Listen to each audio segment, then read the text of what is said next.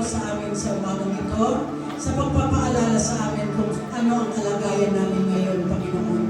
Tunay, O Diyos, na Ikaw ang nakakaalam kung nasaan kami, Panginoon. Hayaan mo, O Diyos, na ang aming mga narinig, Panginoon, ay magbigay ito, Panginoon, ng encouragement sa amin para kami, Panginoon, ay ma-set apart sa Spirit,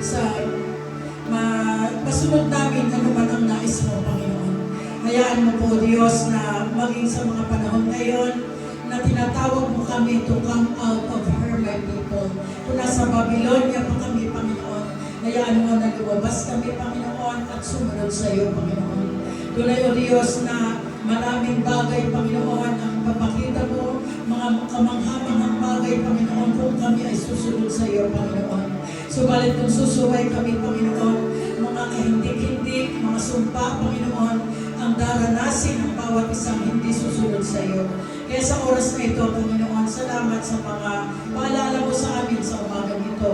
Hayaan mo po, Diyos, na ang Espiritu mo ay daladala namin muli sa aming pag-uwi, sa aming tahanan, Panginoon. Hayaan mo na ang bawat pamilya, Panginoon, ang mga tatay ng tahanan sa oras na ito, ay maging hamon sa kanila, Panginoon, na manguna sa bawat mga pamilya nila, na habang may pagkakataon pa, Panginoon, maagaw sa apoy ang mga membro ng tahanan, membro ng mga anak, Panginoon. Hayaan mo po, Diyos, na ang mga tatay, Panginoon, ay maging pastor ng kanilang mga anak, ng kanilang mga asawa, Panginoon, habang may pagkakataon pa, O Diyos. Purihin ka, O Diyos, patuloy na sa mga hindi susunod, Panginoon. Hayaan mo na ngayon pa lang, Ama, ipakita mo, Panginoon, ang mga bagay, Panginoon, na kahindik-hindik at mga bagay, Panginoon, na daranasin, Panginoon.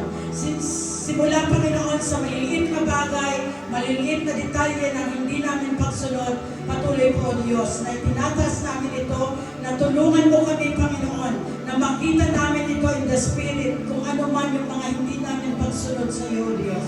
Kaya maraming salamat, alam namin, Ama, na yung mga nagmamahal sa iyo ay kilala mo, Panginoon. Those who love by God. Ama, sa oras na ito, ingatan mo ang bawat isa na uuwi, hayaan mo na dala-dala ang kagalakan, dala-dala ang Espiritu mo, Panginoon, na tulungan mo kami na maging itong inawit namin, yung obedience, Panginoon, is only the key para makita namin ang lahat ng iyong plano sa buhay namin. Salamat po, Ama, sa